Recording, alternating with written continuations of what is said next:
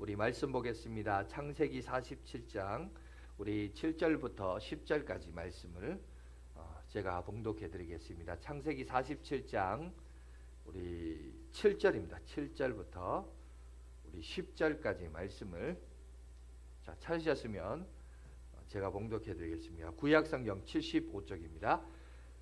요셉이 자기 아버지 야곱을 인도하여 바로 앞에 서게 하니 야곱이 바로에게 축복하매 바로가 야곱에게 묻되 내 나이가 얼마냐? 야곱이 바로에게 아뢰되 내 나그네 길의 세월이 130년이니이다.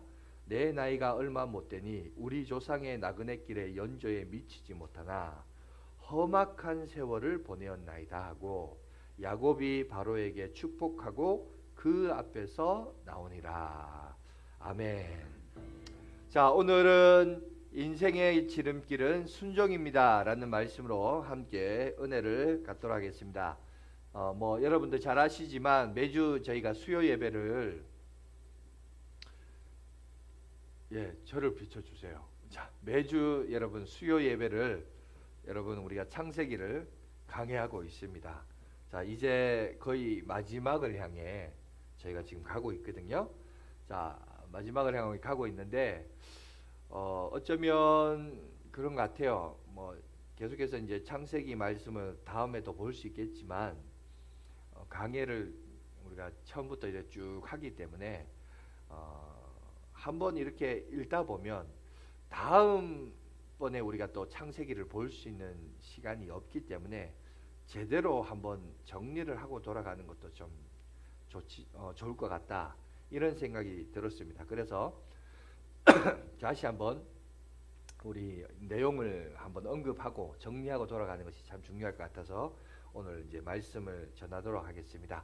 이제 PPT를 보여주시면 됩니다. 자, 우리 창세기 전체 여러분 구조를 보면 흔히 50장으로 되어 있습니다. 근데 50장으로 되어 있는데 크게 두 개의 사건으로 구분할 수 있는데 그게 기준이 어디냐?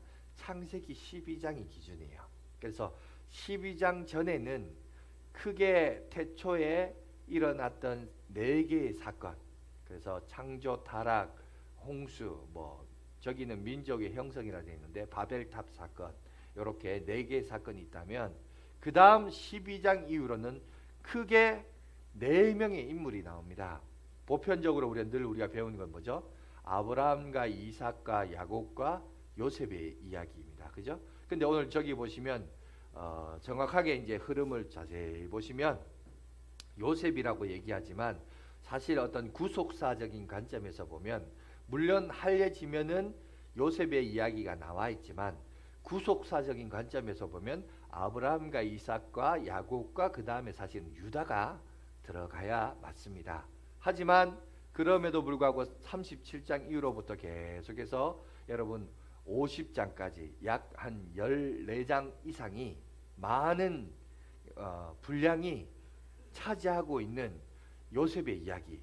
이게 왜 요셉의 이야기가 주를 이룰까? 그 이유는 무엇보다도 여러분 야곱의 가정을 이 요셉이 부양하고 책임을 졌기 때문에 그렇고, 또한 이 요셉이 인정을 받는 이유는 일단 하나님의 마음과 뜻을 알았어요. 그걸 이해했습니다. 이해했을 뿐만 아니라 여러분 창세기에서 누가요? 요셉이 여러분 예수 그리스도를 가장 잘 드러내는 인물로서, 예표하는 인물로서 삶을 살았기 때문에, 그래서 여러분 창세기에서 특별히 마지막을 향하여 우리가 읽고 있지만 요셉의 이야기가 주를 이루는 그 내용으로 우리 가운데 소개하고 있습니다. 하지만 그러나 구속사라는 역사를 보면 아브라함과 이삭과 야곱과 유다로 이어진다라는 사실은 여러분들이 인지하고 우리가 성경을 전체적인 흐름을 이렇게 보는 것이 참 중요할 것 같습니다. 그런데 이와는 대조적으로 그의 아버지 여러분 야곱은 보면 자기 고집대로 살아요. 자기 고집대로 살아서 포기하지도 않고 움켜쥐고 절대 내려놓지도 않고, 여러분 어떻게 보면 자기 고집의 끝판왕이라 할 수 있는, 여러분 이 야곱은 자기 중심적으로 살아가는 그 모습을 보게 됩니다. 그런데 참 놀라운 사실은 뭐냐면 이 야곱이 그냥 야곱이 그렇게 살았더라가 아니라 사실 이 야곱은 우리 인간의 삶을 인간을 가장 어떻게 보면 대표되는 인물로서 인간적인 삶의 가장 대표적인 인물로서 오늘 우리 가운데 소개되어 있는 것을 보게 되거든요. 자, 그래서 여러분 이로 통해서 이제 우리가 정리를 해보자면 이렇습니다. 죄악이 관영한 이 세상에서, 그죠?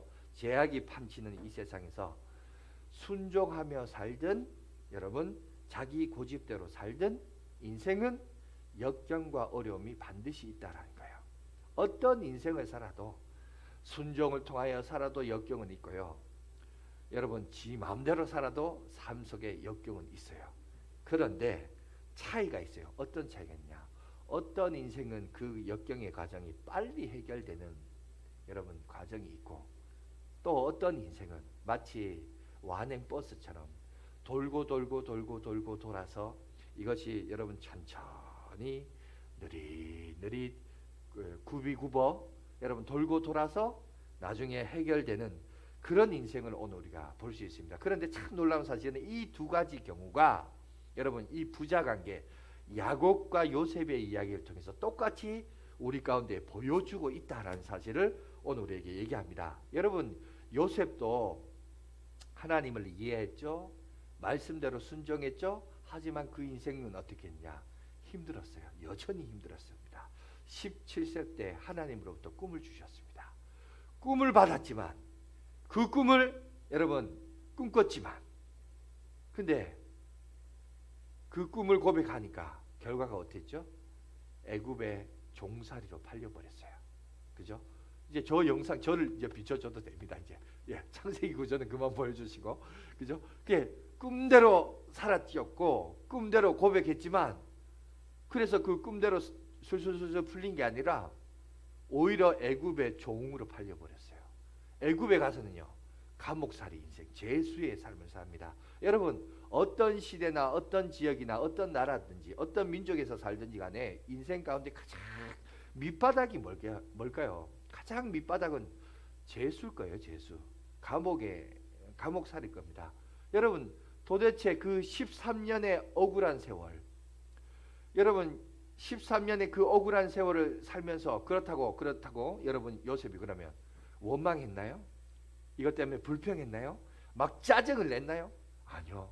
오히려 그 삶에서도 하나님이 내게 주신 비전과 꿈이 뭘까를 찾았고 거기서 자기 개발을 했고 여러분 끝까지 소망을 가지고 살다 보니까 하나님이 어느새 13년의 그 어두운 세월을 보내고 난 다음에 아마 본인도 그럴 거고 우리도 그럴 거예요. 도대체 요셉의 인생에 왜 저 암울한 13년을 하나님이 보내게 하셨을까?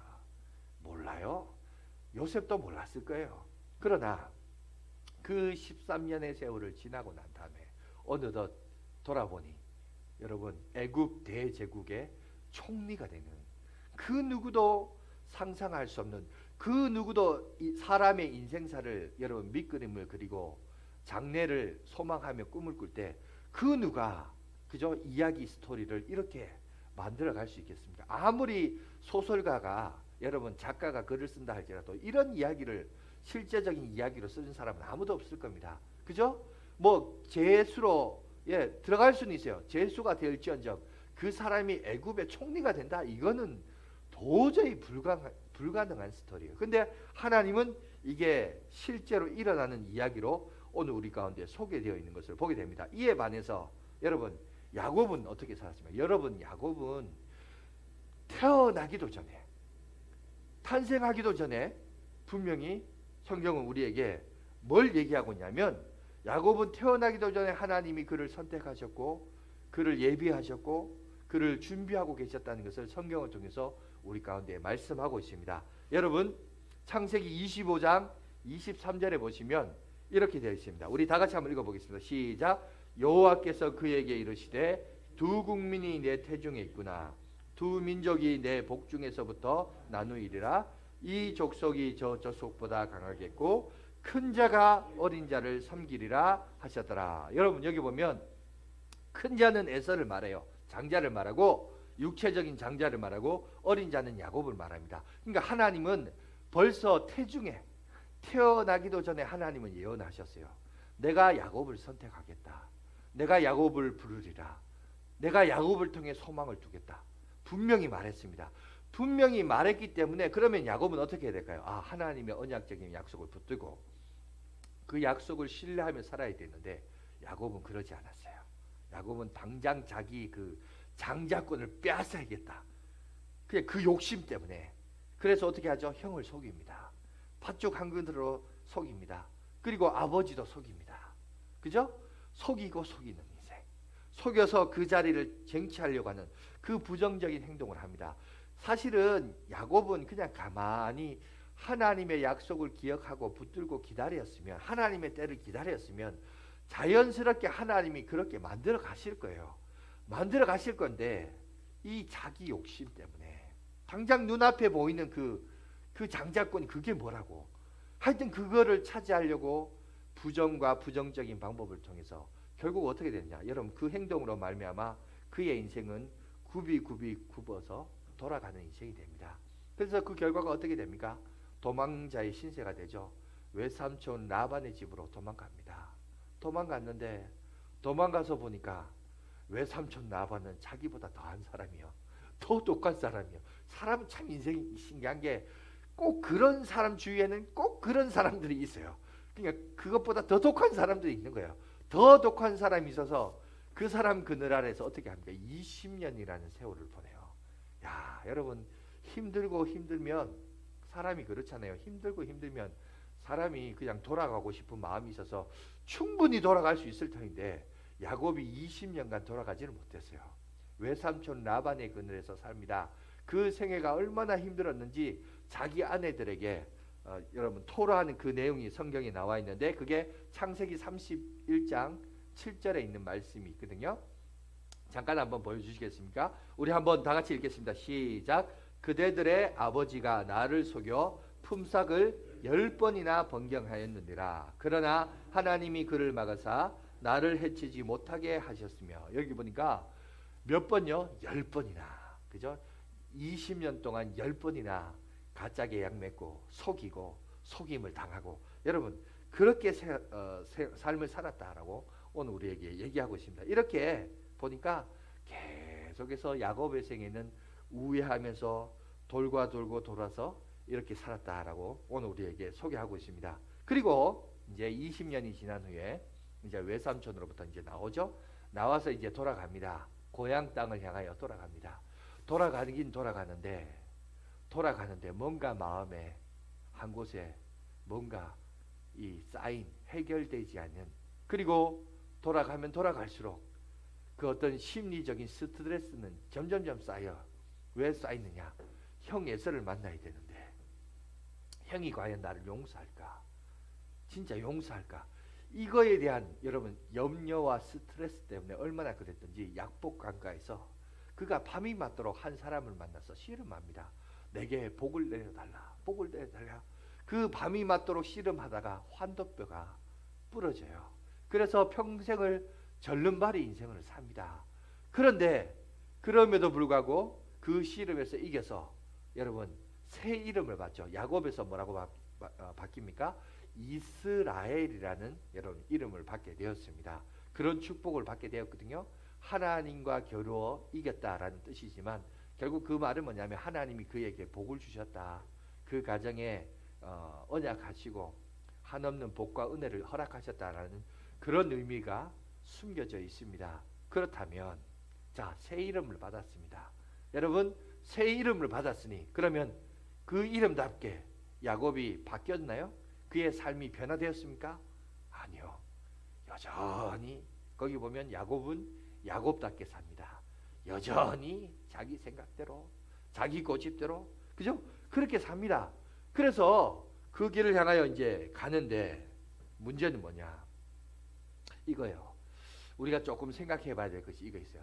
성숙하지 못한 자가, 여러분 성숙하지 못한 자가 힘을 가지게 되면, 능력을 가지게 되면, 여러분 온전하지 못한 자가, 성숙하지 못한 자가 힘을 가지고 능력을 가지게 되면, 여러분 제가 질문해 볼게요. 그게 복일까요? 저주일까요? 여러분 온전하지 못한 사람, 성숙하지 못한 사람이 힘이 있어요. 파워가 있어요. 능력이 있어요. 뭐 아까 우리 정권을 놓고 기도도 하셨는데 정권을 가져요. 그러면 그 사람은 그 사람 아니 그 가정 아니 그 나라 그 민족은 행복할까요? 그게 저주일까요? 여러분 우리는 야곱의 인생을 통해서 이거를 살펴봐야 됩니다. 여러분 어떤 의미에서 우리는 하나님 앞에 기도했을 때 하나님이 예스라고 해서 응답해 주는 기도의 응답을 경험할 때가 있습니다. 그런데 기도의 응답 가운데는 여러분 반드시 기도 응답은 예스만이 기도 응답 아니에요. 그죠? 여러분 사람과 사람 사이의 대화도 마찬가지예요. 내가 뭔가를 요구할 때 상대방이 나에게 그 요구한 것에 대해서 응답합니다. 응답할 때 어떻게 말합니까? 예스라고 말하지도 하지만 또 뭐라고 하는 거예요? wait, 기다려라. 아직 때가 아니다 라는 것도 있고 그 다음에 또 하나 더 있어요. no, 아니다. 이것도 있어요. 여러분 어떤 의미에서 우리가 기도할 때 하나님으로부터 yes라고 응답을 받아서 그걸 누리는 인생도 있지만 어떤 의미에서 no라고 하거나 wait라고 할 때 여러분 그것도 응답이에요. 믿습니까? 그리고 그것도 우리에게는 뭐다? 은혜예요. 믿습니까? 여러분 no라고 하는 이유가 있는 거예요. 기다려라 하면 기다리는 이유가 있는 거예요. 힘이 있고 능력이 있다 할지라도 자기가 그만한 온전한 성숙미가 없고 온전한 사람이 아닌 사람이 힘을 가지게 되고 능력을 가지게 되면 어떻게 되는 줄 아세요? 오늘 야곱의 가정에서 그게 보여져요. 그 가정은 처참해집니다. 얼마나 상처받고 여러분 그 안에서의 쟁취와 다툼과 여러분 속임의 연속들이 이어나는 것을 오늘 그 가정에서 우리 가운데 말하고 있습니다. 여러분 이거를 확대해서 다시 한번 해석을 하자면 마찬가지입니다. 성숙하지 못한 인류가 그죠? 이 인류가 기술이나 여러분 과학의 힘을 가지게 되면 여러분 그럼 이 온 지구촌은 축복일까요? 저주일까요? 여러분 마찬가지입니다. 똑같이 저주입니다. 여러분 요즘 뭐 교회에서 또 종교적으로 종말 얘기를 하지만 굳이 요즘은 종교적인 관점에서 종말론을 얘기 안 해도 여러분 요즘 환경이나 또 자연과학에 의해서 점점점 그런 얘기가 나와요. 세상은 종말을 향해 가고 있다. 그 얘기합니다. PPT 제가 자료를 몇 가지 이제 준비했는데 잠깐 한번 보여주시면 지금 어떤 일이 일어나냐. 첫 번째 지구온난화 현상이 일어나요. 그죠? 온난화 현상을 통해서 그 다음 보시면 지금 대지가 점점점 뭐가 되냐. 사막화가 돼요. 다 사막화. 여러분 사하라 아프리카의 사하라도요. 옛날에는 저기가 아주 그냥 숲이 우거진 우림 지역이었다고 합니다. 근데 요즘은 자 사막화 되어 버렸어요. 그것만이 전부입니까? 아닙니다. 자 온난화가 되니까 해수면 온도가 올라가면서 낮은 지형에 있는 땅들이 다 바다에 침몰되는 그런 시대를 경험하고 있습니다. 뿐만 아니라 그 다음 걸 보시면 야생동물 지금 2020년 9월 16일 날 보도에 보면 야생동물의 68%가 벌써 여러분 죽었다라고 해요. 그죠? 뿐만 아니라 아까 지금 영상 좀 저기도 보면 온난화 현상을 통해서 북극과 남극이 빙하가 지금 녹아내리고 해수면 온도가 오르는 그 내용을 지금 계속해서 소개하고 있습니다. 이제 그것뿐만 그러니까 이것보다 더 심각한 게 있어요. 뭐가 더 심각하냐? 여러분 대한민국 이 한반도 있죠. 한반도 땅보다 7배나 더 큰 것이 여러분 태평양, 대서양 여러분 바다 한가운데 가보면 플라스틱 섬이라고 있어요. 그게 얼마나 큰지 한반도의 7배나 되는 플라스틱 쓰레기 섬들이 여러분 쌓여져 있다고 합니다. 근데 저게 쓰레기 섬이 쌓여져 있더라. 우리나라는 멀다. 그러니까 우리랑 상관없다. 여러분 그럴까요? 여러분 저 쓰레기가 나중에 부서지고 조각이 나고 잘게 나눠져서 나중에 지금 어떤 상황이냐면 지금 보세요. 다음 거 보시면 저기 이제 저게 해류를 통해서 저 쓰레기가 돌고 돌아요. 돌고 돌아서 지금 어떤 상황이냐? 여러분 요새 지금 김장철이라 김치를 담그시는 가정도 있고 뭐 끝난 가정들도 있을 텐데 다음 걸 보면 지금 제일 심각한 게 여러분 이게 돌고 돌아서 결국 누구 입으로 들어오냐? 누구 입으로 들어올 거요? 인간의 몸으로 자연스럽게 이 먹이 사슬을 통해서 들어오게 되어 있습니다. 그래서 제가 말하고 싶은 건 다음 건데 여러분 지금 우리가 살아가는 데 있어서 중요한 게 뭐예요? 소금이에요. 소금을 먹어야 되잖아요. 그죠? 근데 소금을 먹어야 되는데 저 지금 여러분 소금 저거 조사를 해보니까 저 안에 뭐가 들어있냐? 저 미세 플라스틱이 있어요. 그래서 여러분 소금 먹으면 소금도 이제 위험해요. 상당히 위험합니다. 위험해서 어떻게 해야 되냐? 그래서 요즘은 어떤 소금이 유명하냐면 저 새로운 저 사진 저기 위에 있는데 저 사람들이 지금 막 패고 있죠. 저게 뭐냐면 저게 산에서 땅에서 나는 소금이에요. 옛날에는 저게 바다였는데 지형이 올라오면서 소금물이 여러분 바닷물이 굳어져서 저게 지금 뭐가 됐냐? 소금이 된 거죠. 여러분 왜냐하면 옛날에 바다였던 소금 그거는 플라스틱 오염이 없어요. 그래서 여러분 저 소금이 요즘 상당히 인기가 있다라고 얘기합니다. 이제는 저거를 먹고 살아야 돼요.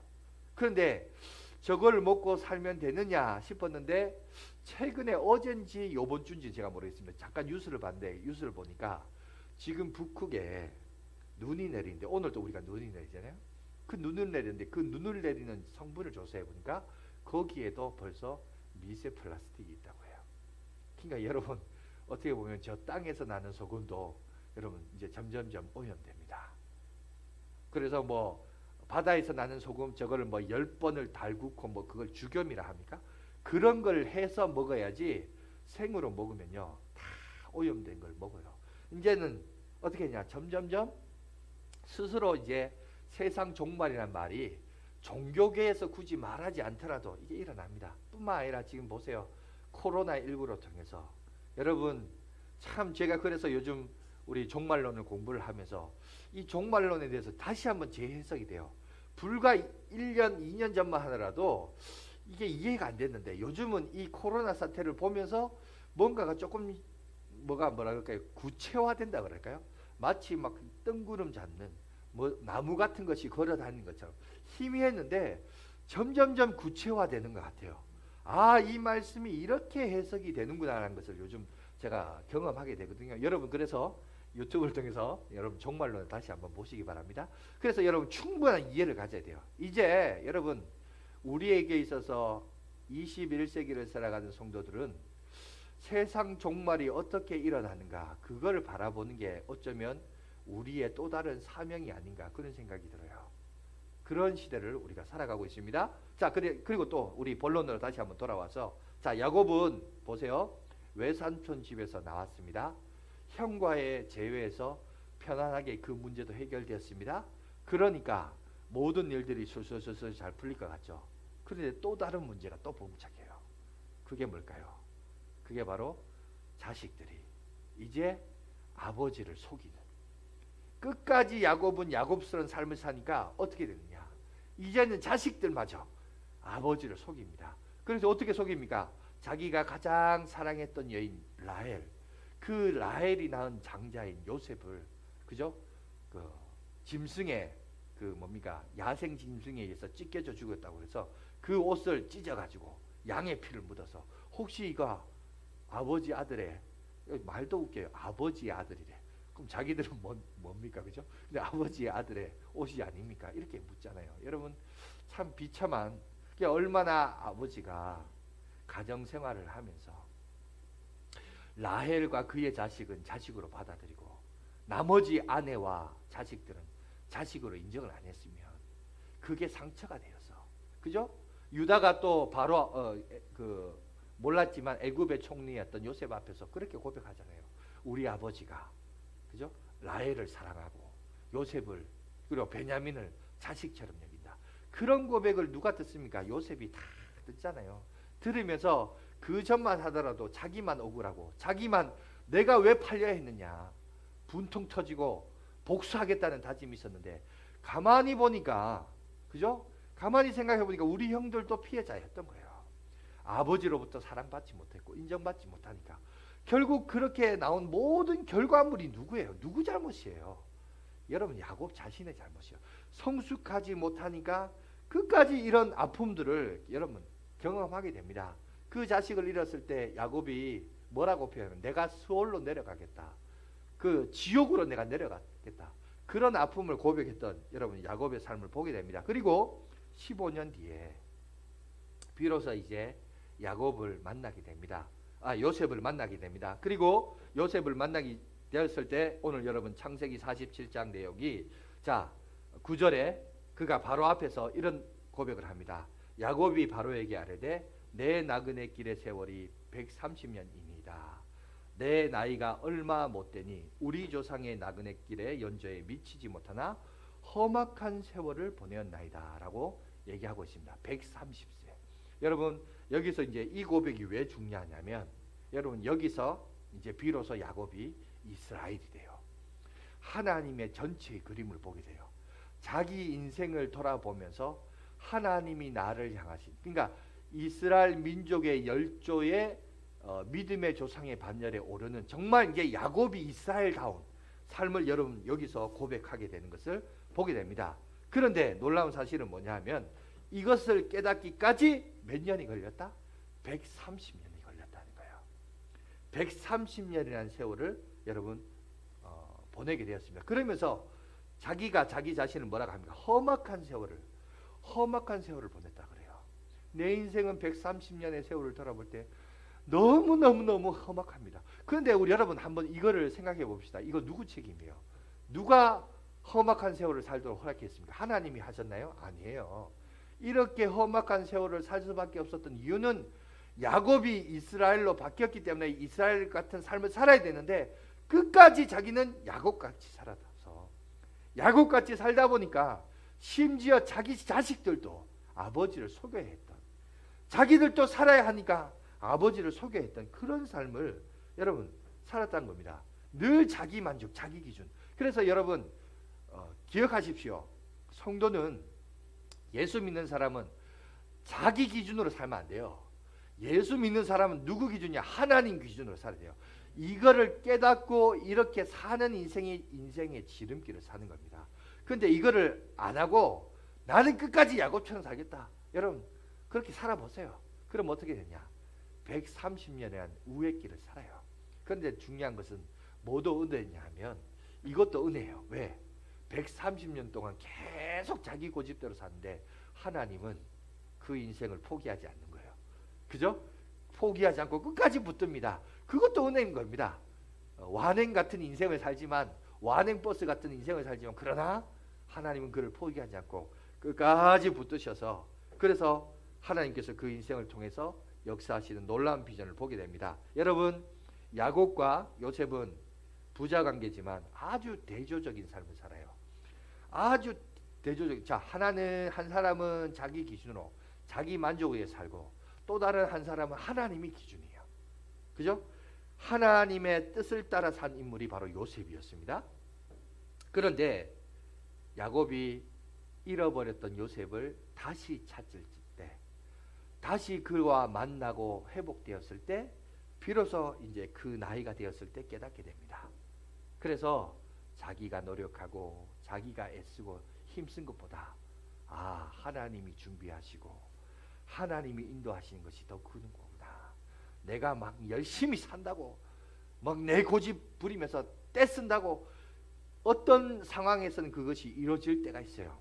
어떤 상황에서 그것이 성취될 때가 있어요. 그런데 잘못된 교훈과 잘못된 가르침을 통하여 잘못된 승리를 경험할 때 그 사람이요 더 여러분 심각한 우를 범할 수 있어요. 그죠? 야곱도 왜 끝까지 130년 동안 여러분 자기 고집하며 살아요? 어떤 분야 가운데는 자기 고집대로 살다 보니까 이루어졌던 성공도 있었기 때문에 그래요. 그런 작은 성공이 사람이 자꾸 이제 그걸 바꾸는 데 있어서 안 바뀌는 거예요. 근데 그게 저주인지를 모르고 그게 끝까지 자기가 맞는 줄 알고 끝까지 그렇게 살잖아요. 그런데 나중에 가서야 130세에 죽었던 요셉을 다시 만나서야 그제서야 이제 이스라엘이 되는 겁니다. 여러분 두 인생을 비교해 보세요. 마찬가지입니다. 예수 믿고 신앙생활 잘하고 신실하게 살아도 고난은 옵니다. 반대로 지 고집대로 살아도 고난은 와요. 그런데 요셉은 13년이라는 세월을 의미 없이, 물론 의미 없는 건 아니겠지만 자기도 이해 못하는 고난의 연속을 살았습니다. 반대로 야곱은요 130년이에요. 한 인간은 13년의 그 고난의 역경이 있었다면 또 다른 한 인생은 130년이었어요. 여러분 두 사람을 비교해 보세요. 몇 년에 몇 배 차이입니까? 10배 차이 나요. 10배. 참 하나님도 참 고집스러운 건 뭐냐면 하나님은 한 번 선택한 인생은 절대로 포기하지 않는다는 거. 그죠? 130년 동안 아니 그가 돌아오기까지 하나님 그 영혼을 붙들고 계셨다는 거. 여러분 빨리 돌아올수록 13년도 짧은 거 아니에요. 그죠? 10년이면 강산이 변한다는 건데 우리 인생으로 볼 때는 10년도 긴 세월입니다. 그러나 여러분 13년 만에 애굽의 총리가 되어서 당대에 하나님 앞에 쓰임받은 인생이었다면 야곱은 130년 동안 여전히 철을 못 들어서 끝까지 자기 고집대로 살았던 여러분 그런 인생입니다. 그러니까 여러분 보세요. 결국 여기서 뭘 얘기하느냐? 그럼 요셉의 이야기는 사실 뭘 보여주고자 하는 거냐면 사실은 야곱이 이스라엘을 만드는 과정에서 하나님이 누구를 사용한 거예요? 요셉을 사용한 거예요. 그래서 그런 관점에서 보면 야곱의 그늘 아래 누가 있는 거죠? 요셉이 있는 거예요. 그러니까 요셉 따로 야곱 따로가 아니라 야곱을 이스라엘로 만들기 위하여 그가 애지중지했던 생명처럼 귀하게 여겼던 그 요셉이 하나님이 들어서 그래서 야곱을 이스라엘로 만들고 그리고 족보는 그리스도의 구속사적인 족보는 유다에 의해서 탄생할 것에 대해서 우리에게 얘기하고 있습니다. 자, 그래서 우리가 계속해서 보시면 교리대학에서 저희가 배웠는데 이겁니다. 구원의 9가지 서정이 있습니다. 구원의 9가지 서정 가운데 뭐가 있냐면 이런 거 있습니다. 내가 예수를 믿음으로 말미암아. PPT 한번 보여주시면 내가 예수를 믿으면 어떻게 되느냐. 6가지는 여러분 금방 이루어져요. 6가지가 뭐냐. 소중해신 칭수예요. 소명 하나님이 나를 부르신 거예요. 중생은 born again 다시 태어나는 거죠.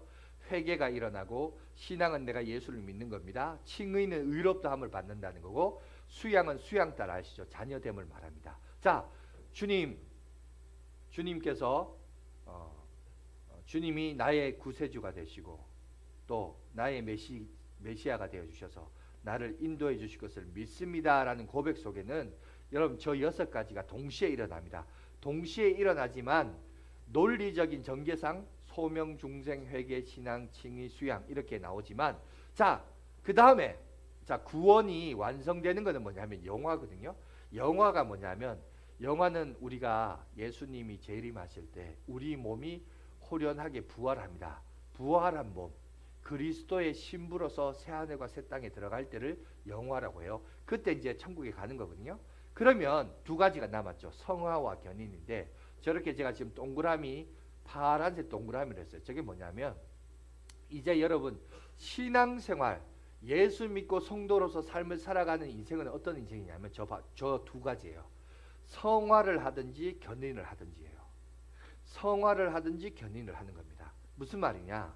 성화는 뭐냐? 그리스도를 닮아가는 걸 말합니다. 여러분 부부가 서로 사랑하고 여러분 오랫동안 살면 그런 말 하자. 부부는 서로 닮는다는 말 있죠. 여러분 우리는 그리스도의 신부로서 예수 그리스도를 여러분 닮아가는 인생이요. 여러분 예수님과 가까우면 가까울수록 우리 삶은 누구를 반영한다? 보여준다?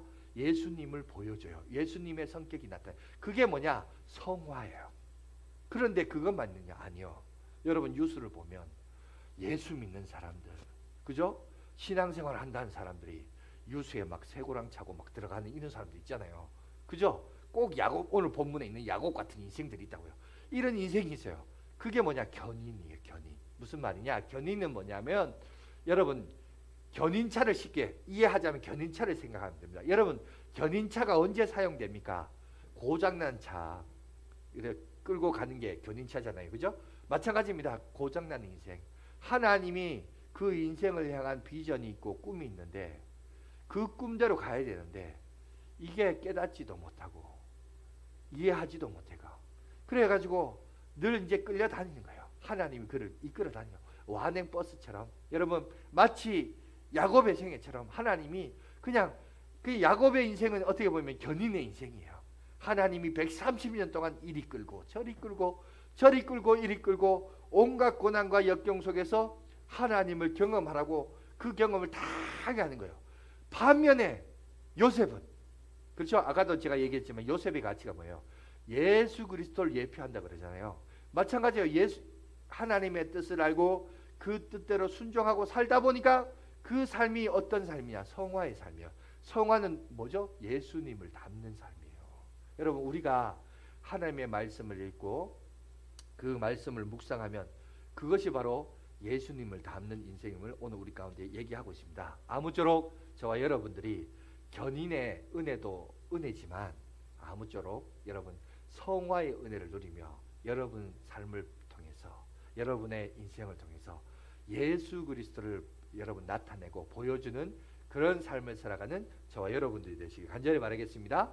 여러분, 사람은 자신과 비슷한 처지에 있는 사람들과 늘 비교하며 사는 정말 어리석은 존재입니다. 그래서 여러분, 저 지구촌 반대편에 있는 아무개 때문에 내가 막 힘들다 어렵다 이러지 않고 보면 나와 인격적인 관계를 갖고 있고 나와 대화하고 있고 나와 수준이 비슷한 사람을 비교하면서 거기서 비교, 대조하고 갈등하고 몸부림치고 누구는 대학 갔더라, 누구는 누구 자식은 좋은 곳에 취업했더라. 이걸로 이제 여러분 감정 낭비하면서 부러워하고 여러분 그죠? 갈등하면서 살아가는 것이 우리 인생입니다. 그런데 여러분 이제 2020년도도 20여일도 채 남지 않았습니다. 그리고 2021년도를 우리가 맞이하게 됩니다. 참 원래 코로나19가 큰 이슈였는데 문제는 이 코로나가 해결되지 않은 채 내년도를 우리가 준비해야 되는 그런 시기를 맞이하게 됐는데요. 여기서 이제 우리가 기억해야 될 것은 뭐냐? 연말이고 또 연초를 이제 준비하는 과정에서 내 마음을 가다듬고 수양하면서 여러분 자신을 돌아보면서 심리적인 방법이나 인격 수양을 하자는 것이 아니고 여러분 결국 오늘 우리가 말씀을 통해서 두 인물의 이야기를 통해서 기억해야 될 것은 결국 내 삶을 인도하시는 내 삶을 주관하시는 하나님과의 동행이 있어야 됨을 오늘 성경 우리 가운데 분명하게 얘기하고 있습니다. 그죠? 요셉의 삶을 창세기 39장에 보면 하나님이 요셉과 동행하심으로 요셉의 삶이 형통하였더라. 성경에 보면 요셉의 삶이 형통하였다는 표현이 여러분 3번에 걸쳐서 얘기하고 있어요. 그런데 왜 형통했느냐? 하나님이 요셉과 함께 하심으로. 그러면 우리도 마찬가지죠. 이제 2020년도는 이렇게 마무리할 겁니다. 그죠? 근데 2021년도를 우리가 준비할 텐데 이 2021년도를 여러분 우리도 형통한 삶을 누려야 되는데 그러려면 어떻게 되냐? 하나님이 나와 함께 하시는 은혜가 있어야 돼요. 믿습니까? 하나님이 나와 함께 하시고 인도하시는 은혜가 있어야 됩니다. 그런데 그 형통의 은혜를 누리려면 어떻게 되느냐? 여러분 오늘 요셉의 인생을 통해서 경험되어진 것은 뭐냐? 순종만큼 빠른 인생도 없다는 거예요. 그죠? 순종만큼 내 삶을 역전시킬 수 있는 상황도 없다는 것입니다. 여러분 13년의 세월도 결코 짧은 세월은 아닙니다. 그러나 야곱의 130년의 세월을 돌아볼 때 여러분은 엄청나게 짧은 세월이에요. 우리도 이해 못하는 어려움들이 있습니다. 도대체 왜? 여러분 요셉도 그랬을 거예요. 왜? 아니 왜? 왜 내 인생이 이렇게 살아야 되냐? 싸늘한 감옥 여러분 그 바닥에 누워서 눈물 흘려서 지내면서 왜 내가 이렇게 살아야 되느냐? 이해를 못했을 겁니다. 그러나 하나님이 정하신 때가 되자 회복시켜 주셨어요. 완전히 역전시켜 주셨어요. 여러분 하나님이 함께하는 인생은 여러분 결코 과정에 있어서의 아픔이 있을지언정 궁극적으로는 그 삶을 축복해 주시고 선하신 길로 인도해 주실 뿐만 아니라 승리의 길로 이끌어 주실 줄 믿습니다. 여러분 이거를 우리가 볼 줄 알아야 된다는 거예요. 어차피 왜 이 세상은 죄악이 간영한 세상이요 공중권세 잡은 자 저 사탄이 부리고 있는 세상이기 때문에 누구든지 여러분 죄로 인하여 오염된 이 세상에 살다 보니 고통과 역경은 우리가 겪게 됩니다. 겪게 되는데 겪게 되고 끝나는 물론 그렇게 순교하는 인생도 있지만 여러분 그것이 또 뿌리가 되고 여러분 영양분이 돼서 또 다른 사람들에게는 선한 영향력으로 나타나긴 하지만 하나님의 어떤 숨은 뜻이 있다는 사실이에요. 그리고 우리가 이것 사실을 안다면 오늘 여러분 우리가 지혜를 구해야 돼요. 그게 무엇에 승부를 걸어야 되냐? 하나님의 말씀을 듣고 읽고 여러분 그런 말미암아 그죠?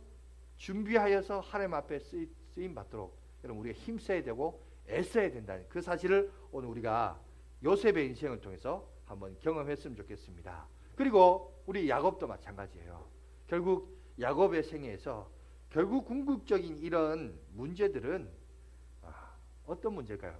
분명히 죽었던 요셉이 다시 살아났다는 얘기를 들었을 때 야곱은 성경에는 안 나와 있지만 도대체 이 사태가 어떻게 벌어졌느냐 뒷조사를 했을 거예요. 추궁을 했을 겁니다. 먼저 그 10명의 형들을 불러서 도대체 이게 어떻게 된 거냐 그러면서 조사를 했을 거예요. 조사했을 뿐만 아니라 그들도 뭐라고 변명을 했겠죠. 변명을 했는데 변명을 들어보니까 요셉 앞에서 말했던 내용하고 똑같아요. 아버지가 우리를 언제 자식으로 취급했느냐. 그죠? 결국 돌아보니까 누구 잘못이에요? 자기 잘못이에요. 자기 잘못.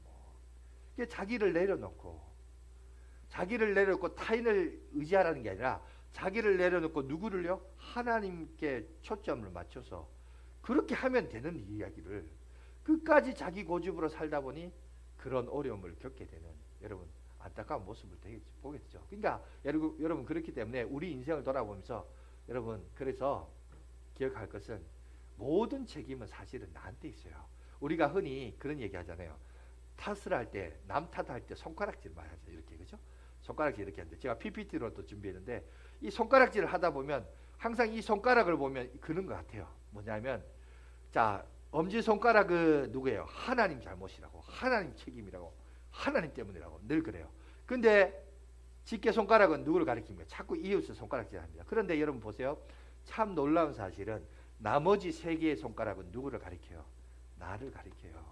여러분 어떤 일에 대한 결과는 여러분 최소한 그 일에 대한 결과의 60% 이상은 나한테 책임이 있어요. 나한테 문제 있는 거예요. 이건 뭐 성경적인 원리는 아니지만 여러분 삶의 이치이고 지혜지만 여러분 그래서 너무 하나님 앞에 이웃에게 원망하지 마시고 여러분 요셉도 보면 그걸 원망하고 살았던 게 아니라 그 꿈을 하나님이 내게 주신 꿈을 가지고 그 꿈을 준비하며 그저 개발해서 쓰임을 받았습니다. 혹시 여러분들 요셉은 요셉이고 나는 나다 이렇게 생각합니까? 나는 지혜도 부족하고 능력도 부족하고 배경도 없고 뭐도 없고 여러분 요셉만큼 배경 없는 사람이 있어요. 아까도 얘기했지만 인생 가운데 감옥까지 내려갔어요. 감옥까지 들어갔어요. 여러분 어떤 시대나 어떤 지역이나 어떤 민족이든지 간에 죄수로서 인생이라는 건 그냥 어떻게 보면 인생의 가장 밑바닥이에요. 가장 밑바닥이지만 그 밑바닥에서도 하나님이 세우시려고 하면 얼마든지 세워줄 수 있다는 사실입니다. 그죠? 그래서 여러분 혹시 내가 자꾸 뭔가 부족하다 그런 생각이 들면 오늘 이 말씀만 읽고 마치겠습니다. 야고보서 1장 5절 말씀인데요. 우리 한번 다 같이 읽고 마치도록 하겠습니다. 너희 중에 누구든지 지혜가 부족하거든 모든 사람에게 후히 주시고 꾸짖지 아니하시는 하나님께 구하라. 그리하면 주시리라. 그리하면 뭐라고요? 주시리라. 여러분 구하라 그랬어요. 지혜가 부족하냐 능력이 부족하냐 구하라는 거예요. 그러니까 우리는 오늘 자 약속의 말씀 약속하신 하나님을 우리가 믿고 신뢰합시다. 그 약속의 말씀을 붙들고 그 하나님을 믿고 신뢰함으로 여러분 믿고 구하십시오. 그래서 여러분 말씀에 대한 순종이 내 인생의 가장 빠른 지름길이에요. 물론 그 삶의 역경은 올 수 있어요. 그러나 이해할 수 없는 일들도 경험할 수 있어요. 그러나 그것만큼 빠른 지름길도 없다. 왜? 하나님이 이 역사의 주관자이시고 섭리하고 계시기 때문에 그것만 믿고 구하고 약속된 말씀을 구하면서 그죠? 믿음으로 살아가 보십시오. 2021년도는 무엇보다도 이 변함없는 영원한 하나님의 약속을 붙들고 살아가는 저와 여러분들이 되시고 여기에 승부를 거시고 그래야 해서 2021년도 하나님의 큰 축복과 은혜를 누리며 살아가는 저와 여러분들이 되시길 간절히 바라겠습니다. 기도하겠습니다.